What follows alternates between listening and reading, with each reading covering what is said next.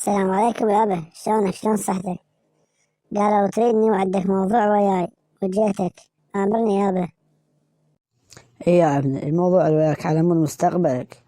انت خو ما تظل هيك، لا شغل ولا عمل. اي يابا كلامك صحيح، بس أنا بنفس الوقت هم ما عجبتني القعدة، جاي اطلع وادور على شغل. ادري يا ابني، تدور على شغل، هاي الناس مو جاي تشتغل. خاف انت بس تروح تفتر وترجع. يابا يا جاي اروح اقول له شغلني ما يقبل يشغلني. شنو نيتك يعني؟ اظل لا شغل ولا عمل مقابل نقعد بالبيت؟ يدري يا يابا، انا مقابله قاعد البيت غير منكم ابن الجيران، بس كذا جاي اطلع وادور على شغل يومي وان شاء الله حصل شغل. اسمعني زين، وانا اللي عندي حكيته. لك مهلة منا كم يوم نشوف لك شغل وتعيني بالبيت.